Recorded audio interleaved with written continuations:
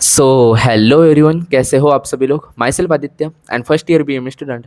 And आज इस video में हम जिस कॉलेज के बारे में बात करने जा रहे हैं that is basically GSC Jalgaon, है ना।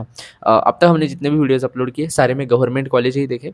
And this one is last video जिसमें हम गवर्नमेंट कॉलेज के बारे में बात करेंगे। And after this government and then goes to the basically private colleges. So without wasting a time हम शुरू करते हैं हमारी बातचीत, आज की बातचीत, है ना। किस कॉलेज के बारे में? GSC Jalgaon, government Ayurved college Jalgaon. Okay. So जैसे कि नाम बता ही दिया मैंने, government Ayurved college Jalgaon.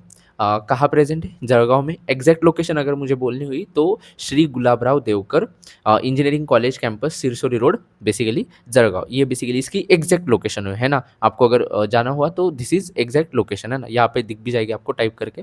Then देखा जाए तो इसका बेसिकली कब तैयार कब हुआ था, है ना, इस्टेब्लिश ईयर क्या है। So this was build in 2019, है ना। 2019 में बेसिकली ये कॉलेज तैयार हुआ था।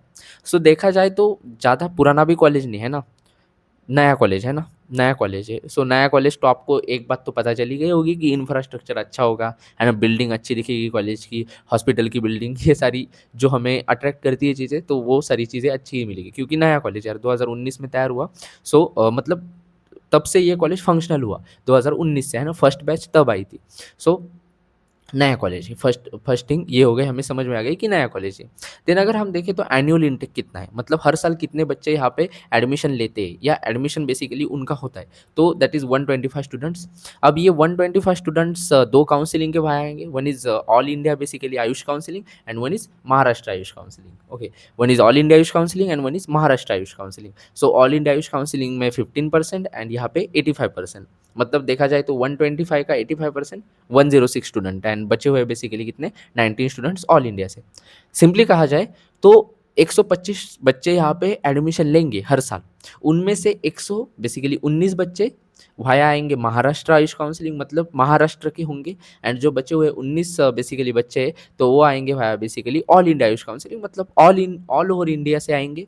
महाराष्ट्र भी उसमें आएगा। ओके। ऑल ओवर इंडिया से आएंगे। ओके।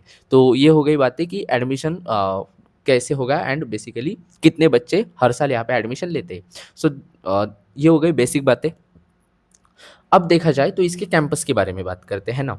सो कैंपस के बारे में बात करें तो एक मॉडरेट कैंपस है। ऐसे नहीं कि बहुत बड़ा कैंपस है एंड ऐसे भी नहीं कि बहुत छोटा कैंपस है। मॉडरेट कैंपस है ना। मॉडरेट कैंपस, उसमें बेसिकली आपका कॉलेज आएगा, हॉस्पिटल, हॉस्टल, जो बेसिकली लाइब्रेरी वगैरह रहती है वो आएगी। देन कैंटीन, है ना, जो बेसिक बेसिक चीज़ें हैं ना, जिम, खाना वगैरह, ये सारी चीज़ें वहाँ पे प्रेजेंट है। ओके। तो ये हो गई कैंपस के बारे में बात है। कैंपस एक मॉडरेट कैंपस है, ऐसे नहीं यार कि बहुत बड़ा कैंपस है, बहुत छोटा कैंपस है, बट हाँ इंफ्रास्ट्रक्चर वाइज एक अच्छा कैंपस है। ओके।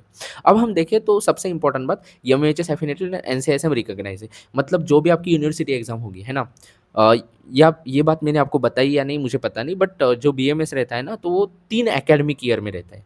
मतलब 3 प्रोफेशनल ईयर्स में डिवाइड रहता है। जैसे एमबीबीएस 4 प्रोफेशनल, बीडीएस भी 4 प्रोफेशनल, बाकी सारे कोर्सेज भी 4 प्रोफेशनल ईयर में रहते हैं, बट बीएमएस का वैसा नहीं, 3 प्रोफेशनल ईयर। अब 3 प्रोफेशनल ईयर, 1.5 ईयर का एक प्रोफेशनल ईयर रहता है। सो ऐसे 3 प्रोफेशनल ईयर, मतलब फर्स्ट प्रोफेशनल ईयर 1.5 साल का, सेकेंड प्रोफेशनल ईयर 1.5 साल का, थर्ड प्रोफेशनल ईयर 1.5 साल का, 4.5 साल का एकेडमिक हो गया एंड बेसिकली 1 ईयर की इंटर्नशिप। सो ऑल ओवर 5.5 साल की आपकी डिग्री हो जाती है। सो एमएचएस एफिनेटेड मतलब क्या, तो जो भी आपकी यूनिवर्सिटी एग्जाम्स है ना, जो भी सारी आपकी एग्जाम्स होगी ना, वो कौन किस बेसिकली यूनिवर्सिटी के अंडर होगी, तो MHS, Maharashtra university of health sciences. And जो रूल्स एंड रेगुलेशन है जो आप फॉलोअप करोगे, है ना, तो वो हो गए एनसीएसएम के, है ना, नेशनल बेसिकली एनसीएसएम के रूल्स एंड रेगुलेशन आप फॉलोअप करोगे। तो ये हो गई बातें कि MHS affiliated and NCSM recognise college है। ओके। देन हम आते हैं कॉलेज पे, है ना। अब स्पेसिफिकली कैंपस में कॉलेज, हॉस्टल, हॉस्पिटल, ये सारी बातें हमें देखनी पड़ती है। सो कॉलेज पे आते हैं तो कॉलेज के बारे में देखा जाए तो एक ही बात यहाँ पे सबसे इम्पॉर्टेंट है, दैट इज़ अटेंडेंस। अटेंडेंस पगलू कॉलेज है, मतलब यहाँ पे अटेंडेंस स्ट्रिक्ट है। आपको 75% अटेंडेंस रखनी पड़ेगी थ्योरी में एंड 80% अटेंडेंस रखनी पड़ेगी बेसिकली आपके वाइवा, वाइवा में नहीं, क्या बोल रहा हूँ मैं, प्रैक्टिकल में। 75 थ्योरी में रखनी पड़ेगी एंड 80 रखनी पड़ेगी आपको आपके प्रैक्टिकल में, है ना। जैसे एनाट एंड फिजियो का प्रैक्टिकल रहेगा फर्स्ट ईयर में, है ना। देन संस्कृत का भी प्रैक्टिकल रहता है, तो आपको इसमें 80% अटेंडेंस मैंडेटरी है, कंपलसरी है। तो एक बात आपको सबसे इम्पोर्टेंट कॉलेज के बारे में कि अटेंडेंस आपको रखनी ही पड़ेगी, अटेंडेंस स्ट्रिक्ट है ना? इतनी अटेंडेंस नहीं रही तो आपको बेसिकली एग्ज़ाम्स नहीं देने देते या एंड तक परेशान करते हैं ना? परेशानी होती है ऑल ओवर, है ना? तो रेगुलर लेक्चर, अटेंडेंस आपको रखनी पड़ेगी, ये बात हो गई। देन कॉलेज के बारे में जैसे मैंने आपको पहले ही बोला कि 2019 में तैयार हुआ था, तो इंफ्रास्ट्रक्चर वाइज़ कॉलेज अच्छा है ना? तो अगर मुझे रेटिंग देनी हुई तो मैं क्या रेटिंग दूँगा, है ना? तो 8 आउट ऑफ 10 मैं इसे रेटिंग दूँगा। Then we move to the basically hospital में मूव करते। तो देखा जाए तो पहले जो इसका हॉस्पिटल था ना वो आउट ऑफ कैंपस था, मतलब कैंपस के बाहर था, बट अब कैंपस में आ गया। मतलब समझो ये दो बेसिकली 2 फ्लोर है, first basically ground floor and first floor, है ना? तो ग्राउंड फ्लोर पे हॉस्पिटल है एंड उसके ऊपर बेसिकली सारे आपके क्लासेस वगैरह होते हैं, लेक्चर्स वगैरह होते हैं। तो कॉलेज की बिल्डिंग में जो नीचे का फ्लोर है, तो उस पे आपका हॉस्पिटल आ जाएगा, है ना? Government Ayurveda hospital, Jalgaon, okay. तो हॉस्पिटल इन कैंपस है, पहले कहाँ था? बाहर था। सो अभी इन कैंपस है ना, अब अंदर आ गया, है ना? ओके। देन हॉस्पिटल के बारे में बात करें तो इनकी जो ऑफिशियल वेबसाइट है ना, ऑफिशियल वेबसाइट जीएससी जळगाव, आप भी देख सकते हो, गूगल कर लेना GSC Jalgaon.in। तो वहाँ पे आपको उन्होंने ऐसा मेंशन किया है कि 250 बेड का हॉस्पिटल है। कितने बेड्स? 250 बेड्स का एक आयुर्वेद हॉस्पिटल है, जिसमें बेसिकली सारी आयुर्वेदिक तो बातें आएगी, मतलब जितने भी आयुर्वेदिक ओपीडी है, पंचकर्मा, है ना? देन आपका बाल रोग वगैरह सारी चीज़ें तो वहाँ आएगी, अलॉन्ग विथ कैजुअलिटी भी है ना, 24/7 कैजुअलिटी भी शुरू रहती है, अच्छी बात है। देन उन्होंने एक बात बोली है कि डेली पेशेंट, मतलब ओपीडी एंड आईपीडी इन्होंने एक्टिव कही है ना? कि इन्होंने कहा है कि भाई ओपीडी आईपीडी हमारी रोज़ चलती है, रोज़ पेशेंट आते हैं, एंड इन्होंने एक डेली ओपीडी की बेसिकली नंबर भी दे दिया है वहाँ पे, दैट इज़ 258 पेशेंट। मतलब इनका कहना है कि रोज़ 200 अप्रॉक्सिमेट पकड़ो, 260 पेशेंट रोज़ आते हैं, है ना? अप्रॉक्सिमेटली 260 पेशेंट रोज़ आते हैं हमारे बेसिकली हॉस्पिटल में। सो यहाँ पे मुझे थोड़ा-सा डाउट है कि इतने पेशेंट सच में आते हैं क्या? है ना?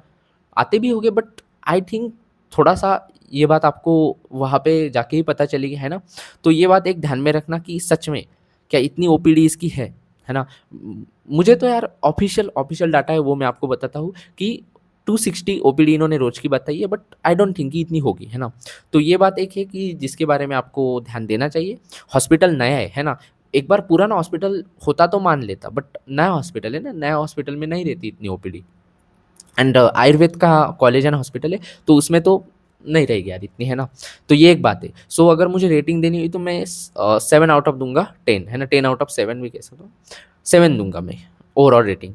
Then move to the hostel. अब हॉस्टल में सबसे इम्पोर्टेंट बात, हॉस्टल में भी एक बेसिकली आपका डिमेरिट है। लड़कों के लिए हॉस्टल नहीं भैया, लड़कों के साथ ही हमेशा बुरा होता है, हमें आंदोलन करना होगा। लड़कों के लिए हॉस्टल ही नहीं भैया, इन कैंपस बॉयज़ हॉस्टल नहीं है, गर्ल्स हॉस्टल है, बट बॉयज़ हॉस्टल नहीं है इन कैंपस, है ना? सो ये एक बात है जो आपको ध्यान में रखनी चाहिए, है ना? बट ऐसा भी नहीं कि मैं बाहर कहाँ रहूँ, है ना? रहते हमारे मन में डाउट रहते हैं कि मैं बाहर फिर कहाँ रहूँ, है ना? मुझे कहाँ रूम मिलेगी या बाहर कहीं पीजी हॉस्टल मिलेगा क्या? सो बाकी आपके जो सीनियर्स रहेंगे वहाँ पे, वो जहाँ रहते हैं वो वहाँ आप भी रह लेना, है ना? तो मैंने बेसिकली जो देखा, मैंने जो पढ़ा, तो उसके अकॉर्डिंग कॉलेज के 3-4, है ना, 3-4 बेसिकली किलोमीटर के एरिया में ही सारे बेसिकली बच्चे वहाँ पे रहते हैं, सारे सीनियर्स, है ना?